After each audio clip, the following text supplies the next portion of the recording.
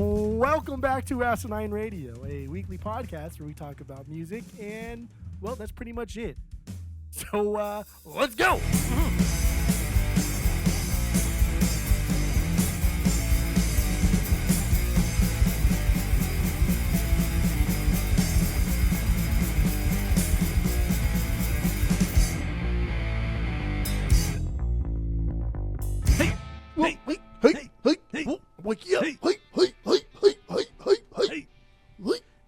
This is Asinine Radio. This is the weekly music podcast where every week we get into a different band, different artist.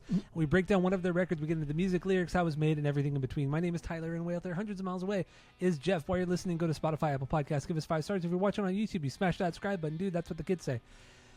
And that's all I have for the boring intro. So this is the 500th episode of this podcast. Yes, 500 episodes. We've been doing this for almost 10 years now. So we decided to do an album that we both love. That's truly kind of a party album. There's a lot to talk about here, a lot to break down. We have done this record on the pod before, but it's been well over 5 years. It's a forgotten episode that's no longer available, and we're just gonna really get into it. And this week we're doing Limp Bizkit and their record Chocolate Starfish and the hot dog flavored water. Because we can, and it's our 500th episode. Because we fucking can. And I can't believe we're 500 episodes deep. 500 episodes deep. It's fucking absolutely wild. Absolutely wild. Anyway, big milestone. There you go. So let's hop into Limp Bizkit. Let's get into our origin story of the band. We'll get into first impressions of this record, Chocolate Starfish, and then get into the banger stinkers, and like I said, everything else in between. So, what do you got? Origin story, Limp Bizkit, go. Yeah, Faith music video, that was a big one. That kind of hooked me because I knew the song. My mom liked the song. It was a popular song. But it's crazy your mom liked it. My mom would never listen to something like that. It's a good song, right? Like, come on, dude, Faith's a good song. Well, I mean, the George Michael version, yeah, but not the Limp Bizkit. Sorry, no, my mom listened to the George Michael version, not the Limp Bizkit version. Oh, okay, I misunderstood. And she didn't like listen to it, but like she has listened to it, maybe on an '80s compilation or something like that. It wasn't like her favorite thing, but I did know the song. I knew of the song. I knew the chorus and whatever. But the Limp Bizkit video, I was like, damn, this is like aggressive. I didn't know bands did covers like this. You know, we're fucking 10, 11 at this time. And so the first thing that I realized was they are coming out with a new record, and I want that one, Significant Other. And that was something that I did not get from the Columbia House record deal. My dad actually took me to go buy Limp Bizkit, Significant Other at the warehouse over in, what was the Village Center? The Village Center, yeah, in Yorba Linda. Wow. Yeah, at the warehouse over there. But I didn't, it wasn't like he chose this one on purpose. I bought the edited version. Oh, okay. And dude, I spent a good part of like 2 or 3 hours just like pleading to go back to the warehouse and get the unedited version, and he did. He did. What? Yeah, he did. I know. He questioned it when you bought the Backstreet Boys. I know. Is this appropriate for kids? He snapped the Kid Rock fucking record because it had the middle finger on the label. Yeah. But he bought me Limp Bizkit, and he took me back to buy the unedited version. That's wild. And I was like, I put on a whole fucking PowerPoint. I was like, I won't listen to this loud. Like, I'll make sure that, you know what I mean? Like, so stupid by today's standards. But yeah. That was so like Faith was my introduction, but like Significant Other is my personal frontier into Limp Bizkit, and ever since like Significant Other has been, I went back and listened to $3 Bill, y'all. But by the time I went back and appreciated $3 Bill, Chocolate Starfish had already come out, and so it was like, okay, I'm going to like the more hip hop focused stuff, and then I'm going to like the more just over the top shit, because by that time it was fucking fun. In the late 90s, early 2000s era, music was, a lot of it was pretty bad and pretty stupid, but it was fun. It was a fun time to be alive. Yeah, it was a fun time to be a kid. Fun time to grow up. Yeah, for sure. Bunch of old men being nostalgic. Yeah, that's what we do now. It was good. It was fun. It was so much fun. Yeah, my origin story was Nookie. And I thought that song was cool. It was fun, but it didn't really connect with me. But I, like pretty much at that exact time, I got the Family Values Tour 98 CD. Got that from friend of the pod, Sean, old friend of the pod, Sean. He had it and actually burned his copy because yes, we were burning CDs back then. Because his dad was like a computer. His dad like worked for like a giant computer firm or like a software firm. So his dad had like the nicest fucking computer. He had a T1 connection.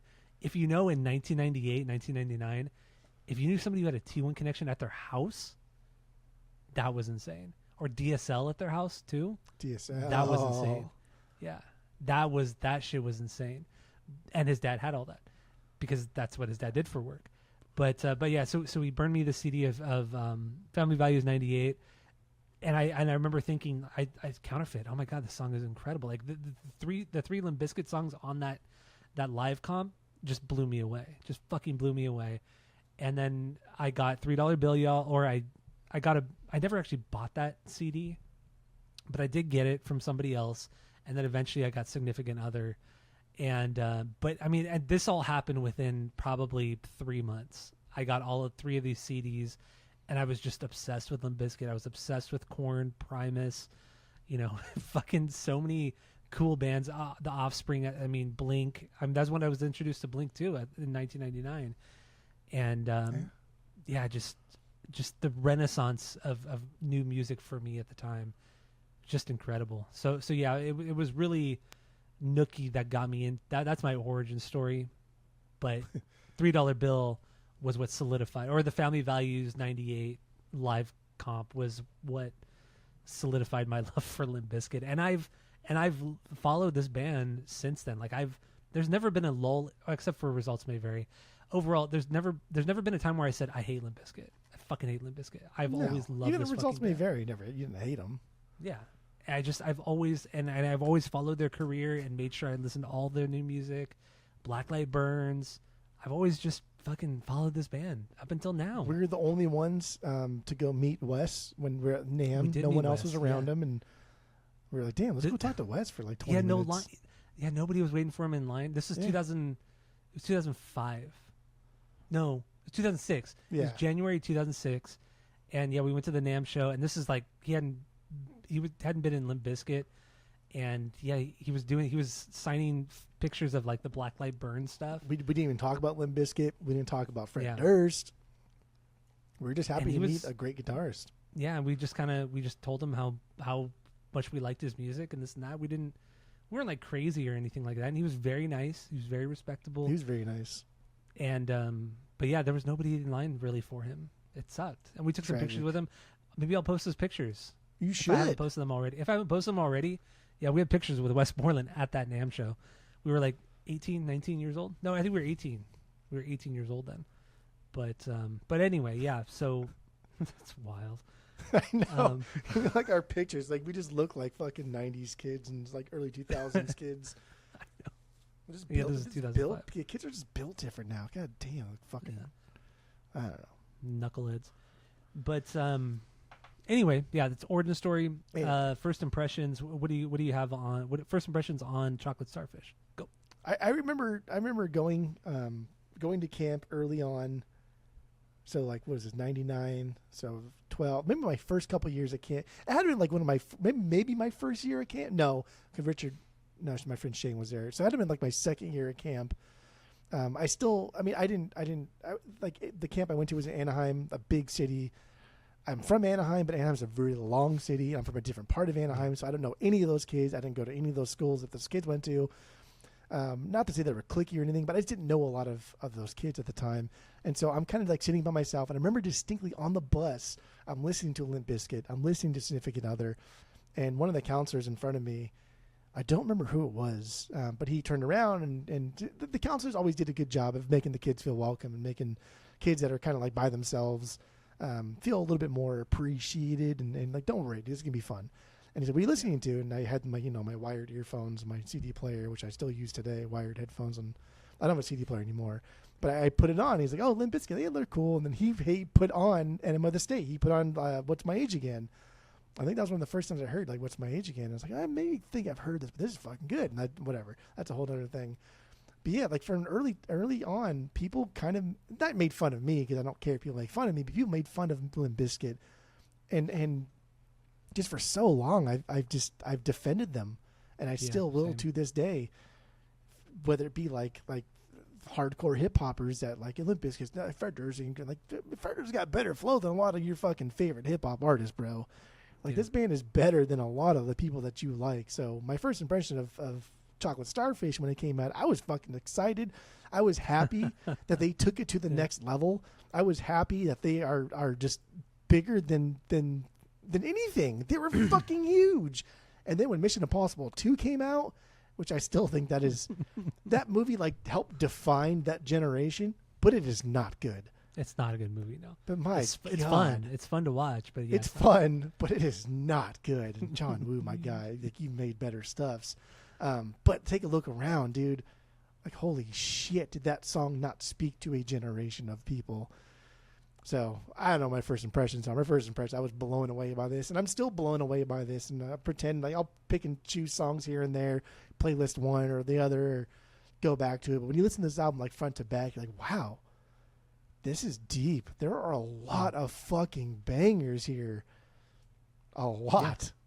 Yeah. I mean, yeah, almost every song is a banger outside of like the Scott Weiland one. Yeah, and even that song's not that bad. It's really not that bad. But I mean, you throw it up against everything else.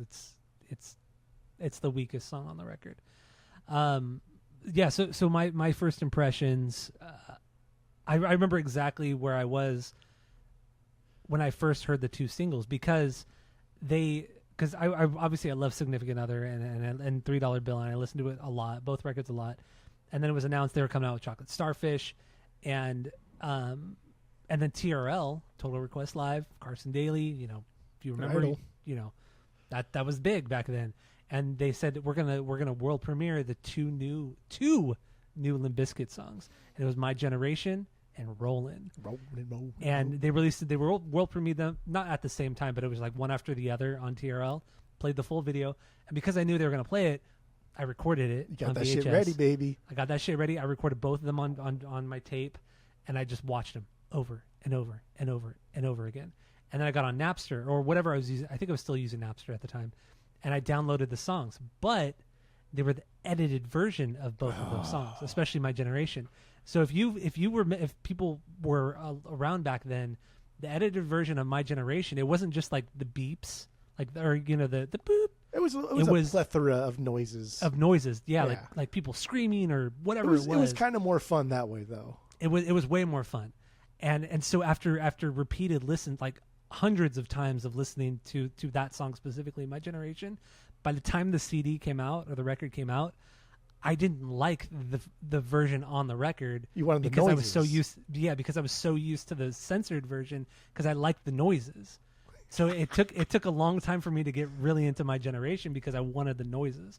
And you could still watch that version, the censored version, on YouTube. It's on Spotify too. You watch the music video. Is it the censored one? It is. Oh, is it really? No shit. Okay. So I've not heard the censored version in fucking decades. Legit decades by now. But that's all they played, and it was all over TRL, and I just loved it right from the start. And when the CD came out, I did buy the CD, and I just listened to the hell out of it. I loved it. I listened to it all the time. I remember I went bowling one time, and you know you could request songs to be played at the bowling alley. It was like after 9 p.m. or something. And I remember Sean and I, we thought it'd be so funny if we got him to play Hot Dog. And he fucking played Hot Dog. He played Hot Dog at the bowling alley with like 100 people there. It's a Friday, Saturday night in the 2000s. It's, you know. It was a Friday night, yeah. And we were at the bowling alley and they played Hot Dog. And we couldn't believe it. We were so shocked. 7th grade, and we were just shocked that they were playing that. I mean, yeah, we were young then, like you just said. But I imagine like Hot Dog, that was probably played at every frat party, every fucking party, everywhere. Because I know every time I went to like my friend's house and shit, like we play Hot Dog. Like it'd be like My Generation and Rolling and stuff, but you'd be like, "Yo, hear Hot Dog? Let's play that one." And you like, look around. So many times. Yeah. And remember you count them too, which I think the count was off. But yeah, you count them. Yeah, it's unreal. It's so fucking stupid. I remember one time Sean and I, we got a piece of paper and we tallied all the times he said fuck on it. I don't think it's accurate. I think he guesstimates. I think it's close, but I don't think it's accurate. If I say fuck 2 more times, that's 46 fucks in this fucked up rhyme. So right there, that's 40. That's 45 that he does just in that one line. Or unless he's anticipating that third fuck right there, and that's going to be the 47th. That's true. Yeah. That's good. It's good. That's good. It's good stuff. It's fucking good stuff. So I mean, dude. okay, so we got our first impressions. I think we should get into Hot Dog first, but before we do that, how many bangers do you have? I have 8 true bangers. Okay. I got 10. True blue bangers. Got 2 intro, outro aren't bangers. Yeah, I didn't put those. So that's 13. They don't count. They don't count. Hold On is not a banger. True, it's not. Okay. So then you and have then neither is 2 other songs that are not bangers. Easy. Careful what Get you your say groove on. here. Get your groove on. Careful what and you say roll in here. the Urban Assault. There it is.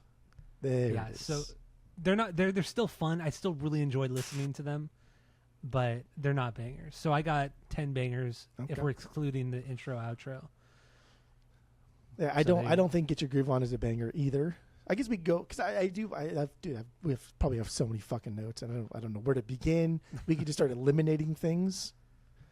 Okay. Get Your Groove On that features X to the Z Exhibit, and yeah, it's a little too hip hoppy for me. It's not my thing. It's fine. It's not bad though. And it's not a bad song. It's one of those songs where like if it comes on a playlist, I'm not going to skip it. On the record, I'm not going to go turn it off. But I would never put this on a playlist. I would never actively go seek this out. But there was some streaming issue or some rights issues, so the streaming services have a different version than everything else. And then I sent you this thing from this Redditor that posted like, "Oh, does it sound familiar?" from like the original source material, and it's not something that you would ever like. How the fuck did this guy how did I think this is Premier DJ Lethal or DJ Premier? I think Premier worked on a couple of these songs. Maybe this was specifically that would make more sense. Is he from Swiss Beats? DJ Premier? Yeah. No, he's not, right? He's just an old gangstar. He's just an old DJ. I don't think he did anything on this record because I know Swiss Beats did. They did the original version of Rollin', which we'll get into. But no, I think DJ Premier get the groove on. I don't know. Sorry, continue. He's on here in some capacity. I don't know what song he's on. I don't know what he does, but I see his name pop up in various things, and he's credited, whether it be mixing or editing or whatever, but he's on here in some capacity. This to me is like the outlier as far because like DJ Lethal he's already established. By the time he gets into Limp Bizkit, House of Pain's already blowing up. Even though the big House of Pain song, DJ Lethal was not. I was DJ Muggs, but DJ Lethal's already working with big name guys, so he's already like an established DJ. He knows what he's fucking doing. Yeah. So I don't know. I've always just assumed this is the song that DJ Premier had a hand in because it's weird. Actually, no, you're right. Actually, on Spotify, it shows DJ Premier is credited. Limp Bizkit, Exhibit, and DJ Premier. So you're right. Yeah, you're right. Yeah. Okay, so that makes sense because that's a deep cut. And again, going back to the video of this old fucking Disney Cirque du Soleil acrobat thing, and then pulling from that song and then putting into this. It's fucking wild. That's some like DJ Shadow shit. Just some like obscure thing that you put in. DJ Premier did that with like Gangstar. But the song you're referring to from the Disney World circus thing, that sample was for the Rollin' Urban Assault. It wasn't Get Your Groove On. It was the Swiss Beats song. Are you sure? No, it's from Get Your Groove On. No, it wasn't. Yeah, it was it? Wait. Yeah. It was from Get Your Groove On. Get Your Groove I don't think so. It was. Because the whole point of the fucking... what do you call it? That's why on Spotify it says like Jeffrey mix instead of just like Get Your Groove On. Maybe. Oh, okay, maybe. I don't know. Yeah. I don't know. So yeah, anyway, Get Your Groove On. Like, who even cares? It's not a banger. It's kind of a forgettable song. Not a forgettable, but it's not a forgettable song in any way because it's got X to the Z Exhibit on it. But it is not a banger. If it ever comes up in just normal conversation where you say the word exhibit, do you say exhibit or do you say X to the Z Exhibit? I have only ever said exhibit. That's stupid. And I don't think I would ever say it the other way ever. Have you ever heard Exhibit call himself Exhibit? No. He says it the dumb way. X like to the you just Z said. Exhibit. How is that dumb, dude? That's amazing. That's so good. Like, talk about kayfabe, man. God damn, that's so fucking good. It's so 90s. So yeah, get your groove on. We can outro, intro, hold on. That's the one with Scott Weiland. Why would the fuck? Honestly, I love Roland Urban Assault Vehicle. That's my 2B. But if we just cut it at Boiler, I'm fine. Then yeah, I'm seriously, 100% fine. Boiler should have been the closer, but then yeah, you have Hold On, Rollin', the Urban Assault version, and then the outro. Yeah. Why not put like Urban Assault Vehicle as like a bonus track, like a Japanese bonus track, right? Like I'm fine with that. I don't know. I like it. I like it a lot. A lot. It'll Be Okay. That's not a banger for me. I'm not. Wait, which song? It'll Be Okay. That's It'll Take Be a Look Around and okay. Boiler. Yeah. I mean, it's still a banger for me though. It's my number 9. It's my 9B. So it's not a banger actually. Well, it's a banger. I got 10 bangers, and it's my 9 bangers. You're just clicking bangers, but it's actually not a banger. I mean, okay. We don't have to talk about it. It's fine. Living It Up. That is not a banger for me. That's my 10B. Okay, so we don't need to talk about that. It's fine. Then I think that's that. Oh, then Full Nelson. That's a low banger for you? Yeah, that's not a banger for me Fuck at all. off, dude. No. Full Nelson? Yeah. I know that made your top 10, which I think is crazy. That's my 3B. You That's probably my have never third even banger heard on this song, but Phil, I don't get it. Full Nelson. What? Yeah, let's get into Full Nelson. We can just knock this one That's away. unbelievable. Full Nelson? First of all, it's butted up This against. is not a banger for you? No, not at all. There are things that I like about this song. I like Otto's drum tone. It's so industrial with that snare. Maybe that's probably why you like it. But this song is very significant other sounding. Just so really what? heavy with a chorus that's not melodic, but just kind of like Fred being Fred. These are good things. I like these things. It's good grooves, like fun lyrical delivery. Grooves. It's exciting overall, but it's still filler. There's really nothing here that's like, wow, whoa. That's crazy. That's unbelievable. What part about this like screams wow to you? I mean, the groove, the riff, I think what Wes does, what he creates melodically on the guitar, in the verses leading into the choruses. And it's not even just Wes hitting the big riffs, because he's doing a lot of little nuanced shit higher up on the guitar and all that.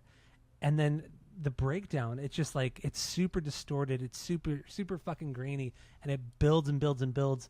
And then fucking Fred just drops into some incredible screaming. And also, the choruses themselves, he's just get knocked the fuck out. It's so fucking, it's aggressive, it's loud, it's anthemic. It's unbelievable that this is not a banger. That's crazy. Because that's just crazy. This is top tier filler. No, top tier dude, you're filler. fucking crazy. This is not. No. So no. what Fred Durst does best is a couple things, right? Like melody, he writes really good melodies. There's no melody here. Don't always need a melody because he writes really good songs even without melodies. There's no melody here. Another thing he does is he just hypes himself up. That's here, especially like can't cash. Like, it's good. That's solid. I like that. I dig that. But it's so small, and like the why is everybody always picking on me? Like this. There's not enough here. Not enough here. Especially if you're gonna put this. If you're gonna put this between, if you're gonna put this between My Generation and My Way, like get fucked, dude. That's okay. This is a losing battle. It's better than My Way, but I mean, of course, this song's better than My Way. Oh yeah, it's better than My Way. Yeah. Oh, dude. I can't believe your hate towards Full Nelson. That's crazy. That's fucking crazy. But also, you claim to not like $3 Bill, and this has a lot of $3 Bill. That's the only reason why you like that is just because it's heavy. And that's fine. Yes, it's heavy. Exactly. I like it. And they do it so well. They on do this it well. record. It's amazing. They do it so fucking well on this record. But they're better when they add other things to it. Otherwise, they're just kind of like another band in that era, in that genre. No. At their best, they are this. They're a showman band. That's just nuts. Now I get it. You do this kayfabe thing where I like heavy music. I'm a fucking new metal guy. I'm a metalhead. No, dude, there's better stuff. But I'm really not. We both know I'm really not that.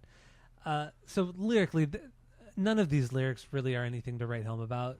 I mean, they're just they're placeholders for Fred being a frontman and just hyping the song up, hyping the band up. That's what this is.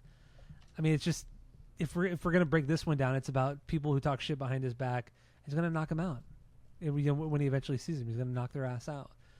But that's the depth of this song. There's not much here, but it's okay. There's not much anywhere, but there's not much anywhere. There are times when,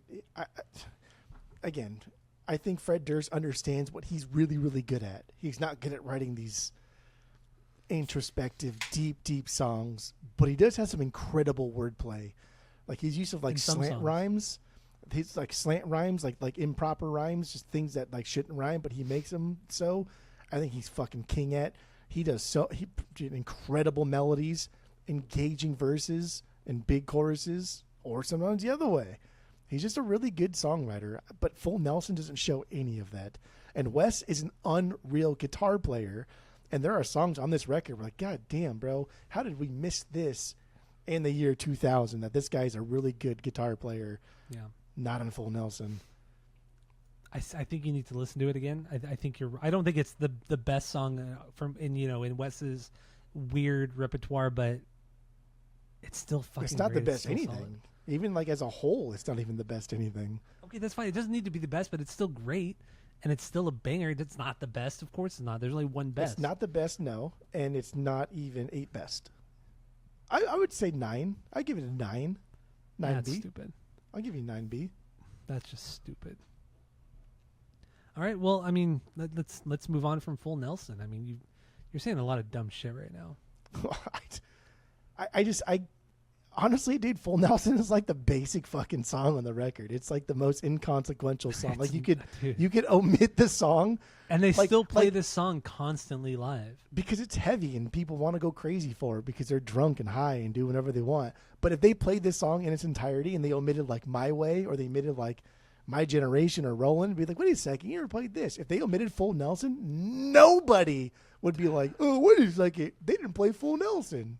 Yeah, no, you're right. You're right. You're right. And I'm not saying they're better than some of the big hits. Yeah, of course not. It's not better than that. But it's still an incredible fucking song. It is an incredible song. But don't forget, this record is fucking stacked with like 7 great hits. Just bitching. There's like 4 videos alone on this bitch. I know. Like this record is stacked. It is so fucking stacked. They really milked the hell out of this record. There's 5 videos. Rightfully so. There's 5 videos on this. Is there 5 videos? Yeah, because there's My Generation, Rollin', My Way, Boiler, and then Take a Look Around. So 5 videos, yeah. Oh yeah, Take a Look Around. Yeah. So what's your favorite song on here? Your 1B. Take a Look Around, baby. That's my 5B. Let's get into this. Take a Look Around. I mean, fucking just, Mission Impossible. Yeah, kind of like alluded to it earlier, but just, dude, so much nostalgia.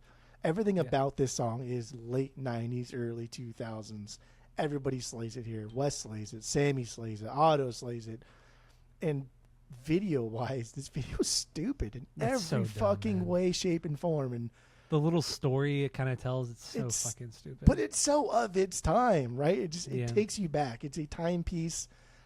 And like the worst part about it, but the worst part about it is, like now we have like the actual movie of Mission Impossible 2 kind of like spliced together there, and it's not good. It's not good at all. But I like it. And again, like we talk shit about Mission Impossible 2, but it's a fun ride. And my God, there are some iconic scenes in that movie, but whatever. But this song is amazing. No, it's great. And on this record, a lot of new metal love the quiet verses, loud choruses, the back and forth of all that. And this song is the same way. It loves that same formula. But there's some great buildups into the chorus, but then there's always the subtle buildup that leads you up into that bridge, and it builds and builds, and then it fucking explodes. And then you have just the one part, the start and stop parts, the bum bum bum bum bum bum bum bum bum. It's so loud. Those big, huge fucking power chords just slamming against it. The start, like I said, the start and stop of it. God damn, it's so good. And then it drops into another chorus. Just the overall build of this song is fucking incredible. I love it.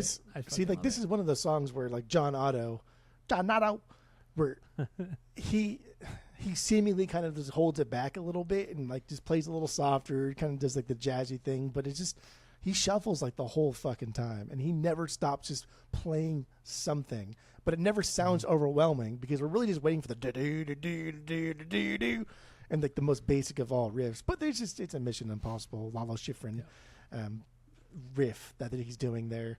From But the 60s. Yeah. it's fun. It's heavy. Fred makes it his own, and I don't know, man.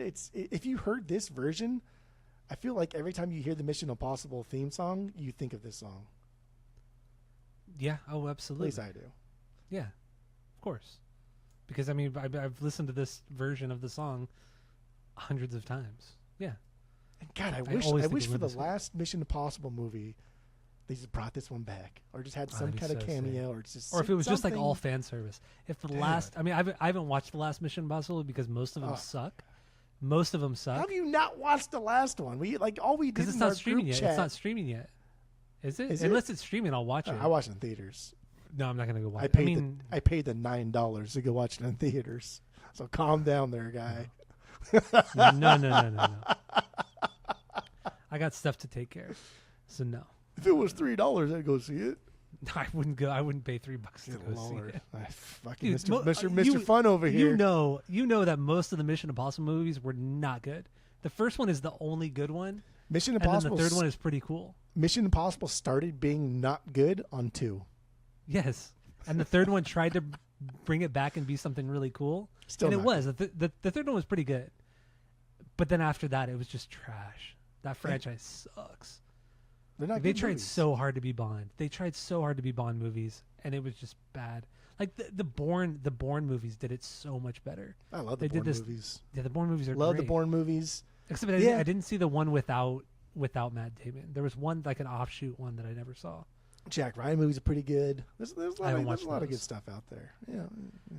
But yeah, Mission Impossible is not it. Those oh man, dude, some of those. Yeah, movies are bad. so like for me, take a look around. This might want to be. There's a lot of things that like John Otto does that I really like cymbal play.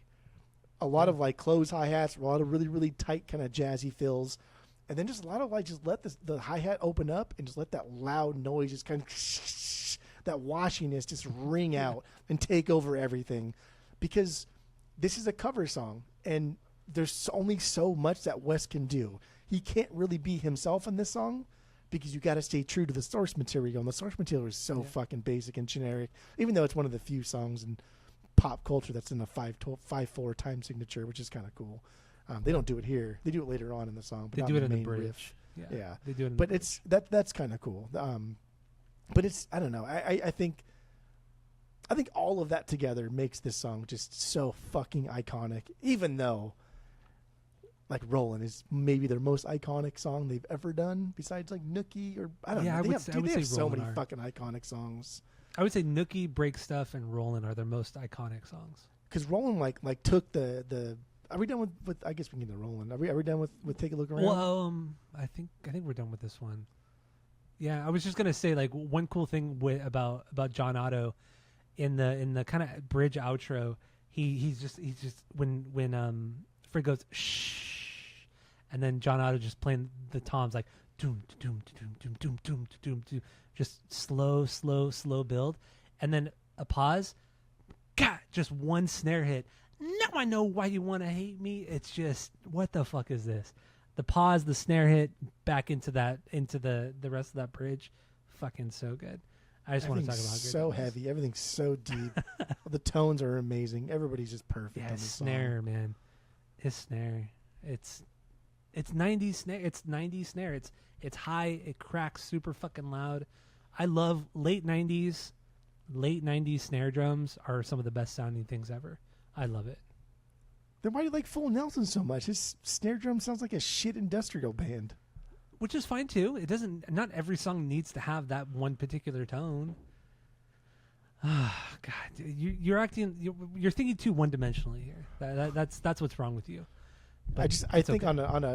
on a record full of just like objective bangers that are fun for everybody, you pick the one that's like, really? You're gonna pretend to be at like okay, all right, So annoying. okay. You're like that kid essentially. No. So let's get into Rollin'. Both versions, because why not? That's what we do. So where does the rock version of Rollin' sit? 6B. Ranking-wise? 6B. That's my 4B. Where does the remix, or which is technically not the remix, where does that one sit for you? That's my 2B. Oh, you're the worst. 2B. So let's get that one over with, because the remix, the hip hop version of it, is technically the original version. Correct. Swiss Beats worked with them on that one, and yeah, that was the original. And then the guys, or Fred and DJ Lethal, brought it to the rest of the band, and like, this song's really good, but there should be a rock version too. And they loved them both so much they decided to put both on the record, which is crazy. And they're both like, I mean, besides just the fact that they're insanely catchy, they're both entirely different songs. Yeah, they're very different. Yeah. I mean, I would, maybe not entirely different. Entirely different songs. No, they're not entirely different. But one is certainly so better than good. the other. Yeah, That's for sure. Urban Assault Vehicle is so much better. It's got No, so not- much personality. It's The so hip-hop much version more is not better. indicative of this band, of this era, of this genre, of Fred Durst, of what they wanted to be. It's first of all, it's the perfect it's a PPC. It's a perfect posse cut through and through. You got Method Man, you got Redman. They're hooking up together to be like that whole friendship that we all know and love so much in the late 90s, early 2000s, leading into that era. But then you got DMX. And DMX is I like DMX a lot. Like a lot. And he's kind of like an underrated rapper too. Dude brings the heat every time. And his yells, we're talking about Fred Durst screams. We're talking about Fred Durst screams. We can talk about the DMX yells. Red! Right? Like he's falling like through like in the X-Files in the beginning when like the When Mulder's falling. Yeah. That's like DMX falling down. But then we get like we get Method Man opens it up, Redman goes next, but then like later on, that's when we get DMX, and DMX is like my favorite verse here. I love it. I don't know. Okay. Do you have a preference between like DMX, Redman, Method Man? Which verse you like the more? I think Method Man is the worst, even though he's my favorite of the three rappers. I just don't think his voice. It's Wu-Tang. I think DMX has the best verse in this, but he's not my favorite rapper here. Redman comes in hard. When we roll, we motherfuckers. He does, but gold. I don't know. Redman's fine with me. I have no issues with Redman in this song or outside of the song, but Method Man for sure does. It's too heavy. It's too heavy for him. But true. He's still great. Too heavy for him. He doesn't. He's still good. Like especially in his other one too. My name is Donnie Brasco. Like he doesn't really know what to do with something so fucking down. And he's also too smooth. He's too smooth of a rapper, where DMX is abrasive as hell. But Method Man is just, you know how he has the swag and flow that's just so Method Man smooth. I mean, no knock to Method Man, but Method Man is too one-dimensional for a band like Limp Bizkit. That's fair. No, it's fair. You need something wild, and like Method Man is like one of the goats in rapping, but like you need wild. And especially with that riff. And this song is just a riff. Like this entire song is just like the but what a perfect pop song. And we're also, I guess I'll intersperse with the air raid vehicle. Also, just name it Rollin', and then two different vehicles. It's just so stupid. You might as well just call like what they did here. You might as well just say Rollin', like whatever Cadillac, and then Rollin' urban vehicle. That's essentially what they're just saying with that phrase, urban air raid vehicle. Just call it urban, bro. Like or black, essentially. What you wanted to say. That's really what they're trying to say. Just here, say black version and white version, because that's what you're trying to say without actually saying it. Yeah. And whatever, I don't care. They're both fucking good, and I like the black version, the urban version better. But it's they're both psychotic. They're crazy. Like again, everything just goes back to that guitar riff. What a perfect song to trick people into thinking like, I like pop music, but I don't like pop music because this is heavy as fuck. And Fred Durst is a mastermind because he can make us think that we don't like pop music because we're metal kids. But these are pop songs, bro. These are pop songs through and through. And this is an era of hip hop where hip hop was mending into pop music and kind of becoming like a next thing, and Eminem's rising up, and like pop music is infiltrating hip hop, and this is it, dude. This is the next thing. but we shit on Fred Durst and Limp Bizkit for it. But like when Eminem like samples Dido or when Snoop Dogg starts appearing in movies and all these other things start happening, we don't blink a fucking eye, but we make fun of Fred Durst constantly. I know it's so unfair. Honestly, it is. It's so fucking unfair. I don't like it. And I mean, I guess we'll talk about the feuds and all that because so much of it seemed to be unwarranted, and everybody was attacking Fred, and Fred's like, "I like you." It's just he never really seemed to have Marilyn a lot Manson. of Reznor, Marilyn Manson, Placebo, Corey Taylor for a long time from Slipknot. Those are like the big feuds that he had, but it was just like he didn't initiate. He kind of initiated. Well, the Placebo. Actually, we might as well get into it. Placebo. He was going to introduce the band. He liked the band. He was going to introduce them at some award show, and one of the dudes from Placebo like bumped into him, said like "fuck off," like get the fuck out of my way. He's a total fucking dick to him. Yeah. And Fred was like, "This is fucking bullshit. Like I like your band. I'm introducing you." So he got the whole crowd to boo him, to boo the guy from Placebo. He got Placebo. him to chant like "Placebo sucks." Placebo that's what it was. sucks. Or fuck Placebo or something. Just shit like that. And then the Marilyn Manson, Trent Reznor thing, they just fucking attacked the shit out of him. Like they just were kind of relentless on Fred Durst. And he's like, I like your music, Trent. Like you're a big reason why I play music and I love music. Not only did he love his music, but he wrote a song and incorporated a verse that he had to give credit to Trent Reznor. So he had to pay Trent Reznor for that. Like you don't do that with someone you hate. Exactly. And then the only like negative thing that Fred's had to say about both of them was that like they're old. I'm sorry that you hate your life and that you have to go after other people, but just kind of he pretty much said like I'm sorry you hate your life. That was like the worst he ever said to both of them, like in the media. And then so there was hate that. Their life, alienate your fans. Yeah, and with Corey Taylor went after him first. He went after the guys in Korn. He went after Limp Bizkit. Corey Taylor's always been a dick. He's always been a bitch. And then the stuff with who's the other guys? The other guy. Now I totally lost. Puddle and Bud. Wes Scanlon shit talked Fred Durst and was like, "Bro, you don't exist if it wasn't for Fred Durst. Are you joking?" And later on, Wes like retracted. Well, actually, I shouldn't have said that. Like, yeah, bitch, your band sucks. Everyone hates you. Then you have like the giant heavy hitters that absolutely love Fred Durst. The guys from Korn, the guys from Primus. So many bands like respect Fred Durst. Like they really enjoy Fred Durst. They talk about like, yeah, he's caught in some shit circumstances, but he's a really nice guy. Like he's fun to hang out with. After all the shit talking too, like fucking. I mean, Christina Aguilera, he was on one of her verses on like the Grammys or and he defended her so much. He was like, "What's wrong with liking pop music? Like, why are you guys all fighting in the metal community?" So Who he was gives smart. a fuck? So he was smart. He was He smart. knows he makes pop music, but masks that metal. Masks metal, yeah. But he's just calling out like metal fans and just gatekeeping motherfuckers all the time. But it's true though. Like he was getting bullied way more than anybody else. For sure. He did some questionable shit like calling people faggots and shit like that. But I mean, this is the mid '90s, the like late literally '90s. The age, like everybody. Did Everybody was doing, yeah. For like the guys from Faith No More, like Mike Patton went after him too from Faith No More, and it's like, dude, Mike Patton, you're fucking.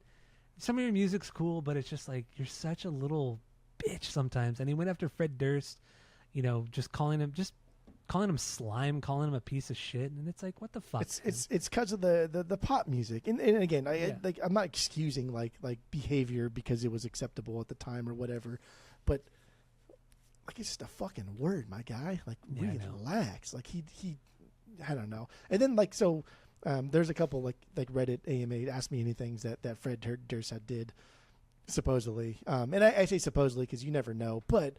With Reddit sleuths out there, but whenever I read an AMA and the person is in question, the top comment's like, "Yo, that's not him. Here's proof," and that comment gets like the ratio is wild. There was none of that on this one, so I have to assume it's Fred Durst because Reddit sleuths are wild. But like two things. One, somebody asked him, or it was maybe an interview or something. I don't fucking know. But they were saying like, "Oh, you're like a ladies' man." Oh, actually, it was going into the lyrics of another song. They're asking him like what is the song about? It's like, "Oh, it's about me wanting to find the one. Oh, I could be the one." I'm gonna jump all over the place because there's no restrictions here. They were like, oh yeah, what's this song? He's like, oh, I want to find the one. Like, what are you talking about? You always have girls on you. Like whenever you're on stage, you go in the back and I can see girls massaging you, and like you have people giving you foot rubs. Like, yeah, I hire those girls. And I was like, whoa, dude, that is wild. Like, wow. That just, like, to me, that blew my fucking mind. Because I just thought, dude, you have such a, you want to uphold this look so much that you will hire people to make it look like he could just have girls do it if he wanted to. He literally could. He's fucking Fred Durst in the early 2000s. Are you joking my ass right now? But he hires girls to do it because that's just easier. There's less trouble, right? Yes, hey, I hired you to do a job. Exactly after it's over, you fucking leave. No big deal. Like, wow, man. Like, the guy really, really was all in on his brand. Like, mad respect. You gotta respect that. Kayfabe to the max. And it was the long con, man. He started in the early mid-90s up until even now. He still plays up on the character of Fred Durst. And it took many years, decades, for people to realize, or maybe people don't even realize at this point. Like, I think people still don't realize. Yeah, it's this all is fake. all fake. It's all kayfabe. Everybody got duped. When I read that he hired those girls, he's like, yeah, but I think it was the first part was like, what do you think? They just walked off the street and they love me so much they're going to follow me around on tour and massage my back? No, I hired them. And I was like, damn. Like all of like our speculations and all of like how we've been talking up the band is fucking true. This like Fred Durst is a master marketer, a fucking master 100%. Marketer. Yeah.